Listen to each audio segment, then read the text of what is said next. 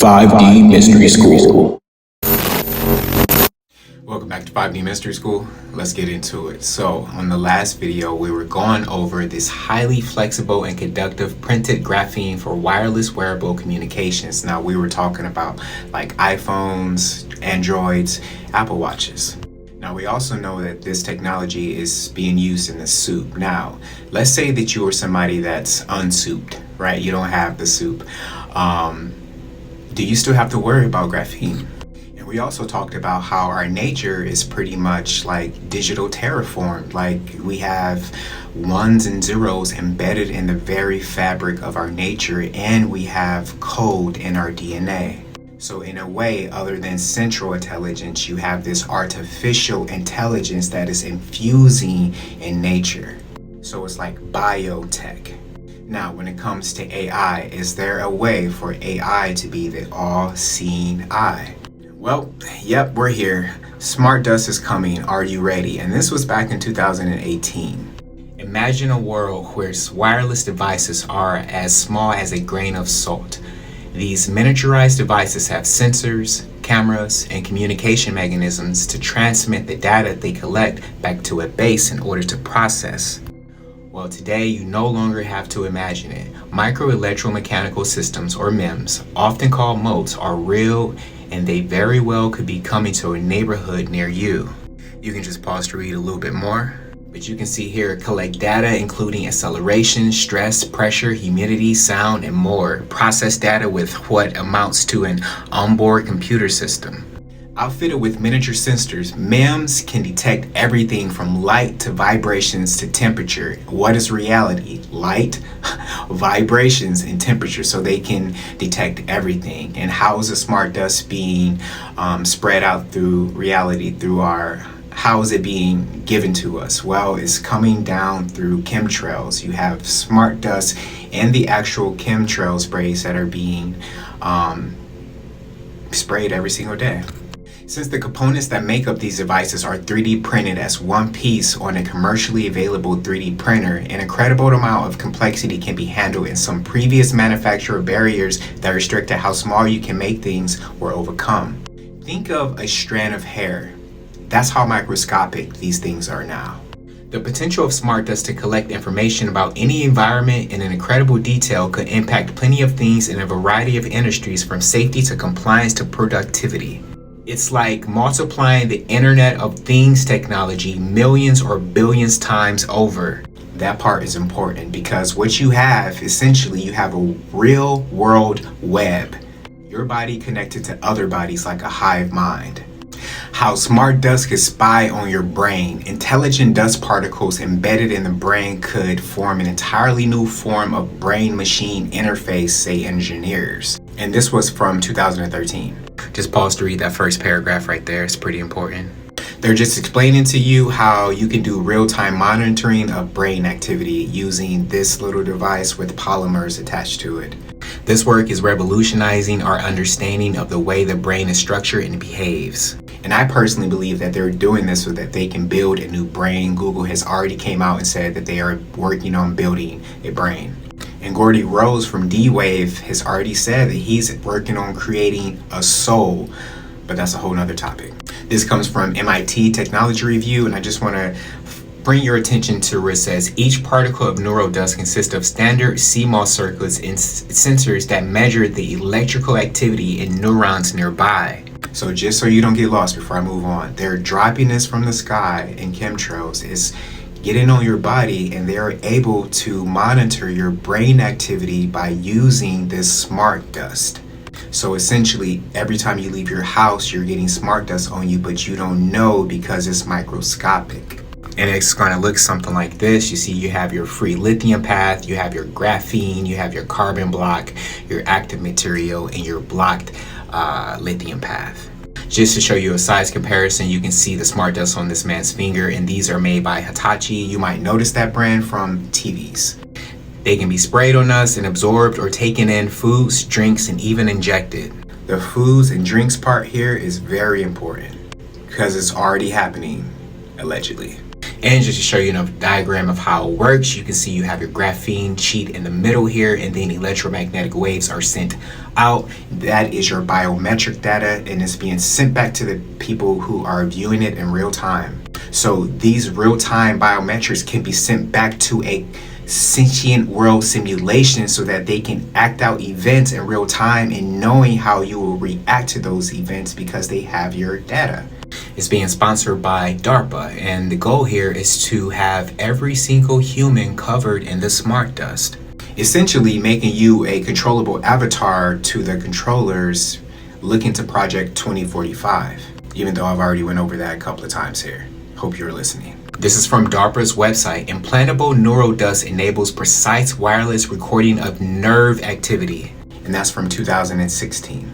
Here's a patent for method and associated apparatus for remotely determining information as to a person's emotional state from 1994. 4 years later, 1998, communication system and method including brainwave analysis and or use of brain activity. From 2021, training method of neural network for dust suction intensity control. Essentially, this is having the ability to control multiple different people who are hooked up to this neural network, aka the hive mind.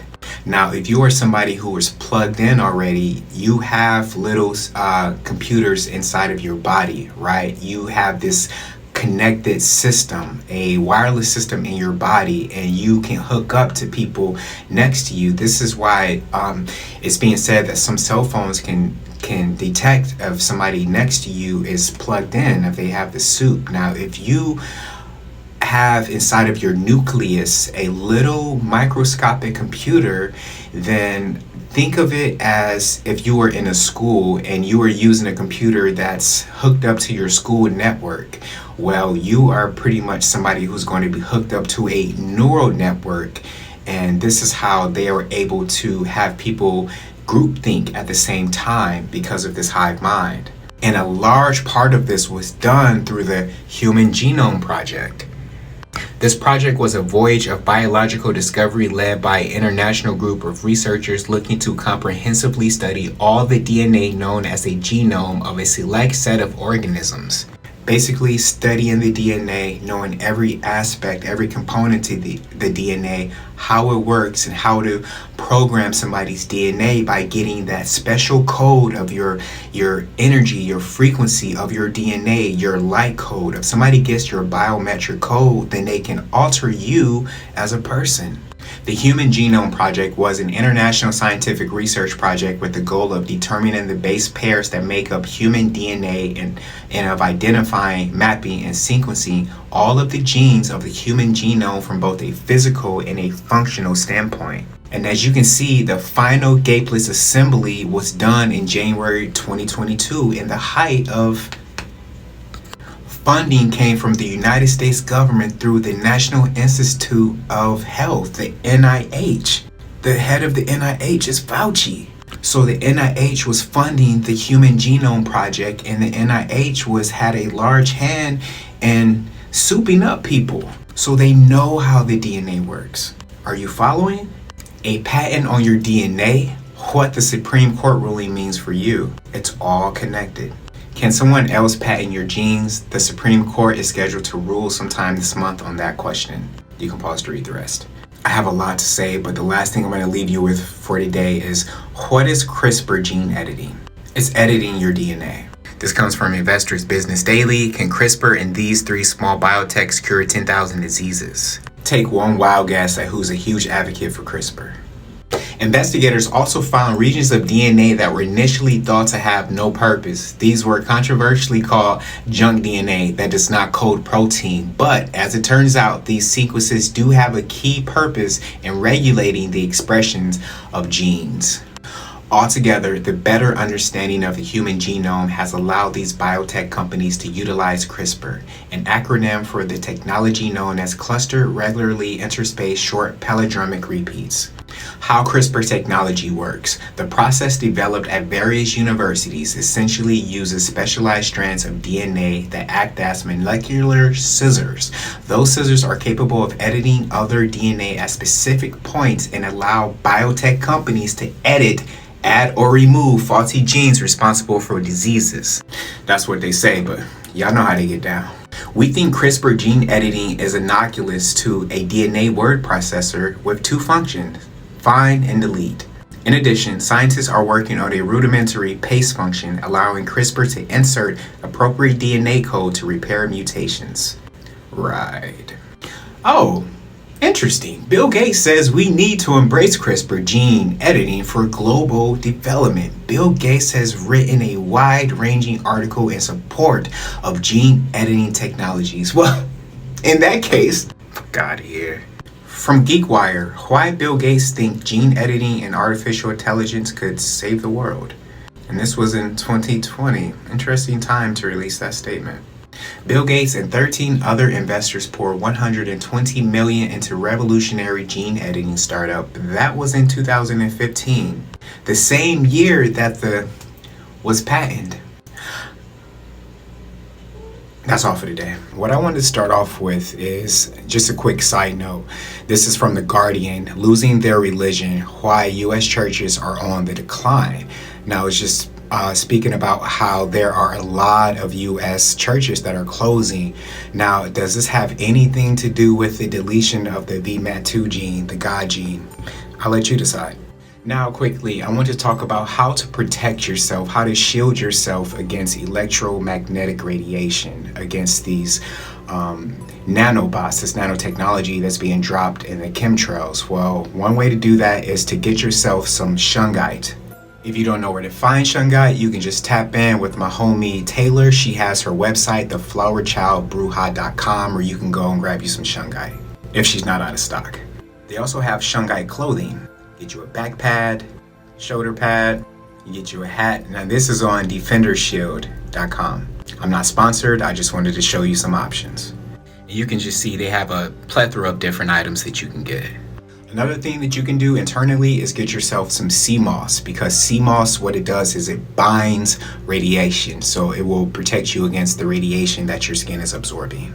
Now, in the other video, I said that the NIH, with the director of the NIH being Anthony Fauci, they funded the Human Genome Project, and the Human Genome Project was pretty much studying the DNA and every component to the DNA.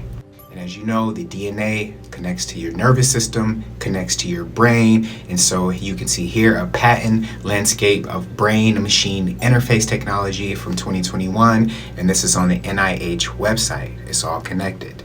Again, do not live in fear, do not be afraid, just be aware of what's happening and know how to move accordingly. And this is from Brown.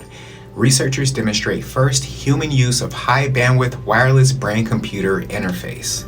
In an important step toward a fully implantable intracortical brain-computer interface system, BrainGate researchers demonstrated the first human use of wireless transmitter capable of delivering high bandwidth neural signals. So let me break this down. Your DNA has a resonance. The energy that your DNA gives off has a resonance, has a biometric code. If you were to get that biometric code, then you can send a signal from a radio frequency tower to your biometric code to input any emotion that you would want. Just how you have a router in your house and your neighbors, they all have routers. Your router receives a certain signal to grant you internet access. The same can be done with your body. A signal can be used to make you sad or to make you happy. All right, this is from June 2010. Quantum entanglement between the electron clouds of nucleic acids in DNA. Now think, where are electron clouds located in our reality? Think about electromagnetic fields. Moving on. The Aharonov bomb effect. Down at the bottom it says, the underlying mechanism is the coupling of the electromagnetic potential with the complex phase of a charged particle's wave function. Remote control. And side note, with this charged particle's wave function, if you were to take your pulse, then you will realize that your body has a pulse, right? As above, so below, as within, so without. So when you hear about this charged particle wave function, or if you look in the very center of a atom, you find these vibrating strings. There are vibrating pulses. Just how your body has a pulse, reality also has a pulse. Vibrations are pulsations. That was just a quick side note. Magnetic vector potential manipulation of Majorana fermions in DNA quantum logic. This is from April 2021. The magnetic vector potential generated by cellular depolarization can synchronize logical activity in portions of the DNA molecule by affecting spin directions of appropriately oriented spinless electrons via the Aharonov-Bohm effect, but it's not blocked by the Faraday cage effect. Now, what is a Faraday cage effect? A Faraday cage or Faraday shield is an enclosure used to block electromagnetic fields. A Faraday shield may be formed by a continuous covering of conductive material, or in the case of a Faraday cage, by mesh of such materials. Coined by Michael Faraday. EMI shielding around an MRI machine room. You can see this Faraday shield in a power plant at the bottom there in Germany. You can even have Faraday bags. And quick side note, when it comes back to what you can do to defend yourself, you can go back to this website like this, Defender Shield, and get yourself a Faraday bag or a Faraday phone case where you can put your phone in and it blocks any type of unwanted signals. Pretty much if somebody's trying to hack your phone, they're going to be SOL. And if you get a hat, this hat will be like a Faraday hat because it will block out those harmful EMF radiation signals.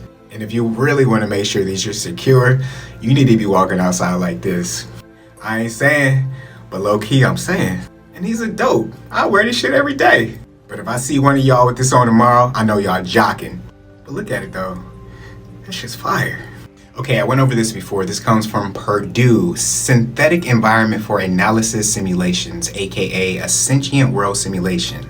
Pretty much they're making a real-time model of our world in a computer simulation so that you can get real-time feedback from people in the world where they use a real version of you. Trust but verify. Okay, from 2011, Consciousness and the Universe, Neuroscience, Quantum Space-Time Geometry, and ORCH or Theory. The nature of consciousness, its occurrence in the brain, and its ultimate place in the universe are unknown, and they've been trying to figure this out since the 1990s. I'm gonna say way before that. At the very bottom, last sentence, we conclude that consciousness plays an intrinsic role in the universe. Duh. See, I personally believe that they're trying to figure out consciousness throughout the multiverse. Because of your singular soul is occupying several different consciousnesses, that you can get to somebody's oversoul if you can get to all of the different consciousness bodies that they're occupying. But that's another topic. Let's continue.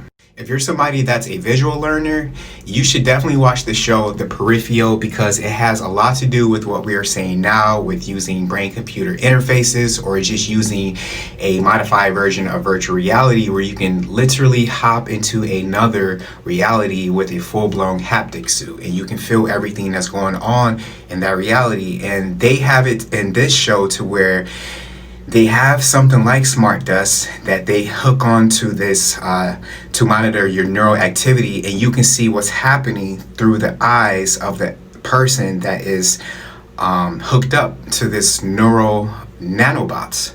And they actually have the technology in real time now where the smart dust can hook up to your neural system and they can actually see what's happening through your peripheral, through the eyes of the person that they want to target. And again, don't believe what I'm saying.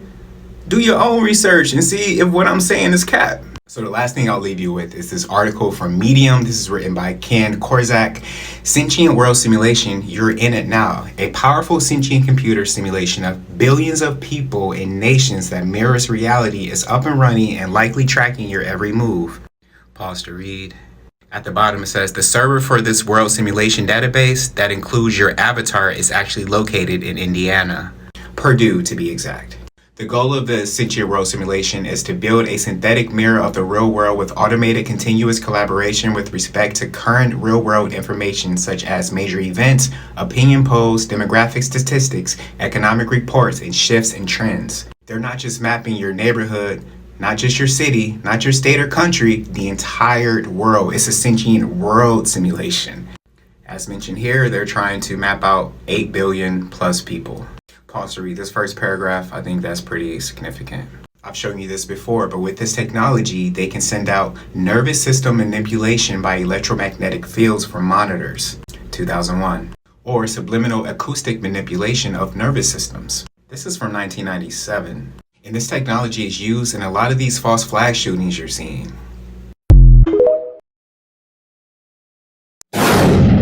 5D Mystery School.